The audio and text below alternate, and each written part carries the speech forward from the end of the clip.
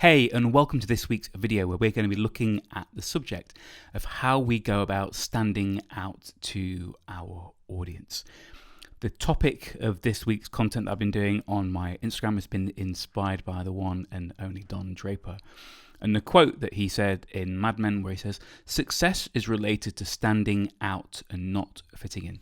So that's provided us the inspiration for our theme this week on Instagram and, of course, our video today. So let's dive into it. So first of all, why do we actually need to stand out in the first place? Why is that important? Well, clearly, if we're not standing out, if we're too similar to the alternatives, to the competitors in our category, we're effectively going to be invisible to the people that matter most to us. And our goal is to be like this red dot here, who we are drawn towards, who we will remember, who's noticeably different within its context. So there are several different ways we can stand out. We can stand out in the concept of our brand or our product. It could be something very unique or innovative.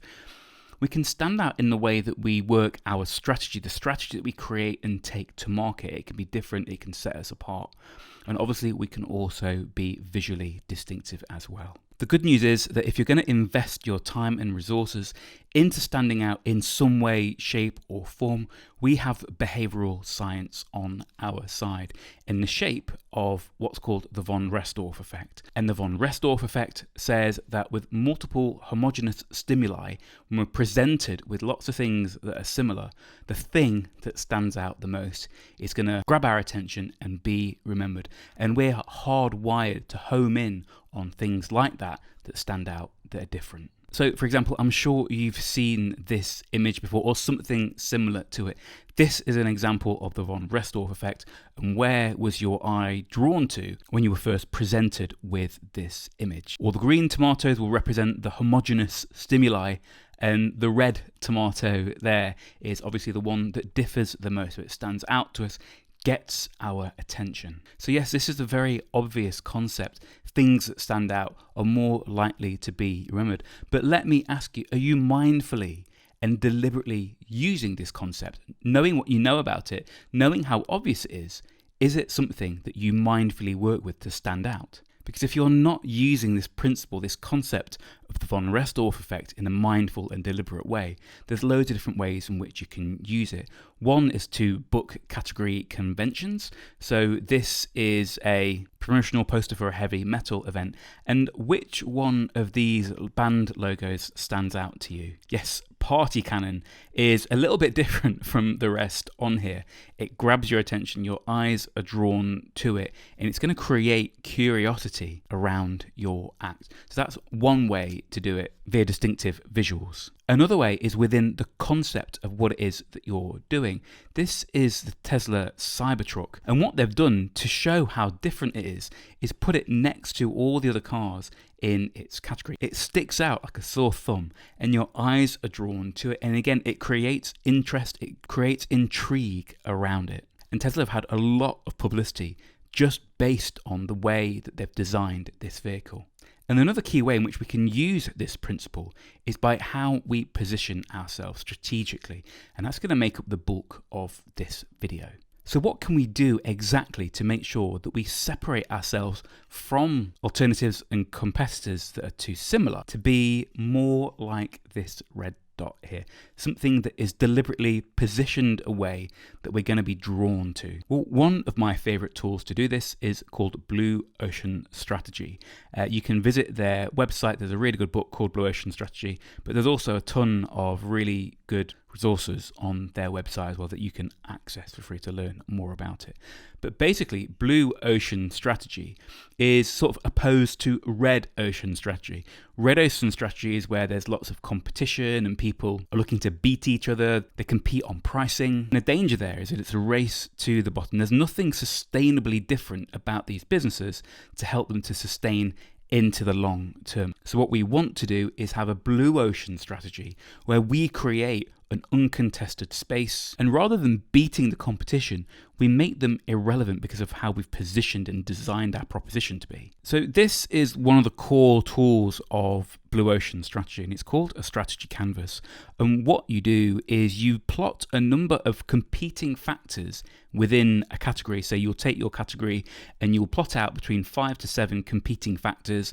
So things like performance, price, speed, whatever it is that your customers care about, whatever it is that your brand competes on, that your customers care about, and you plot them on a graph. The line that the graph makes is called your value curve. And the goal with your value curve is to create one that's distinctively different, because this line effectively is a representation of your value proposition. The way that we get a different shaped line is by manipulating what are called the 4 forces. Again, this is from the Blue Ocean strategy website.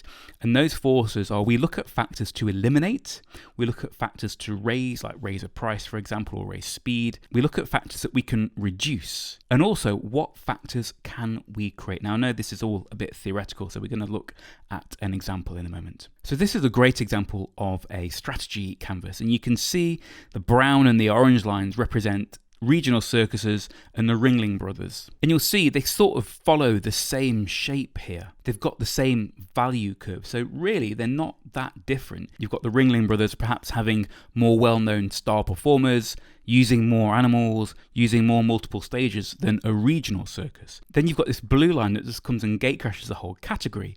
And what Cirque du Soleil have done is raise the price. They've said they're not going to use star performers, they're not going to use animals, they're not going to use multiple stages. They're going to make sure that it's fun, there are thrills and danger. And then you'll see these last 3 here are things that they've created, because the circus alternatives don't rank at all in these 3 areas, which are premium seating, artistry and multiple productions. These are factors that Cirque du Soleil have created themselves, so that when you're looking at going to a Cirque du Soleil performance compared to a circus performance, although they're all born from a similar place, what they've done is created a proposition that helps them to stand out, and to stand out in a sustainable long-term way. Another way in which we can go about getting a similar end result of standing out in a sustainable way is what's called going to the edges. Now, we're going to go through an example that I first came across in the Seth Godin book, This is Marketing. And the way that we do this is by plotting a graph and having an x-axis and a y-axis. And what we want to do then is on each axis plot something that our prospect cares about. So it's similar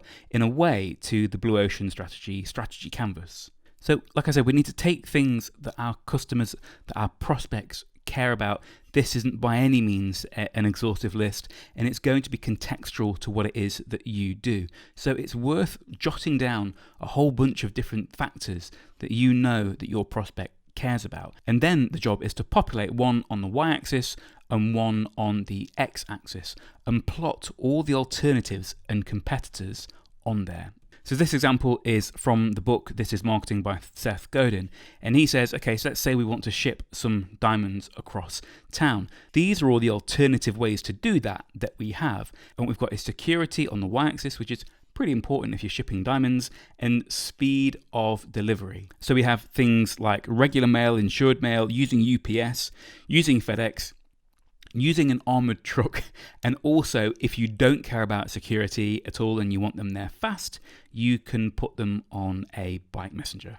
So what we're doing with that tool is helping our prospects, who are very busy people who have got a pain that they need to sort out. We're helping them to discover the best way to do that for them. So back to this chart, depending on our prospects' needs, any one of these alternatives could be appropriate for them. So once we know where we are on the chart, our job is to signal where we are on the chart to our prospects so they can tell quickly and easily what we can do for them. And again, from Seth, something that he says a lot, this enables us to become a meaningful specific and not a wandering generality. And if you're going to have a go at doing this exercise, which I do recommend you do, the trap is to choose the most popular axes, because you'll find that they're overpopulated. What we want to do is really dig in and try and figure out what might be overlooked, because if we can do that, we can create our own axis, our own space, our own market, just like on Blue Ocean Strategy. And the key to doing this is really understanding our prospect,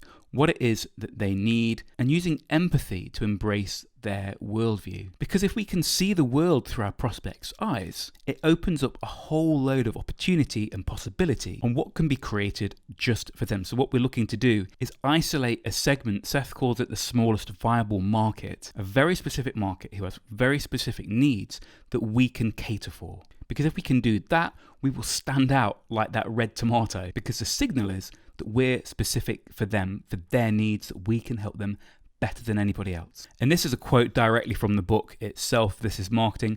The magic of XY positioning of extremes is that it clarifies that each option might be appropriate depending on what it is that you seek. And again, if we do that, when our prospect comes to solve a problem, yes, they're going to be hit with a whole glut of competitors and alternatives, but coming across us, if we've positioned ourselves in the right way, we will stand out. We'll get discovered, and if we go away, people will notice if we're gone. So I hope this video has been useful for you in thinking about ways in which you can get your brand to stand out, whether you're a personal brand, a freelancer, or whether you are an accountant, a cosmetics brand, food brand, whatever. But the important thing to remember is that you're not going to figure it out and do it just overnight. It takes time to do your research, to test and experiment, but it is an investment in your future and also the future of an audience that you care about. And that's a key thing, really.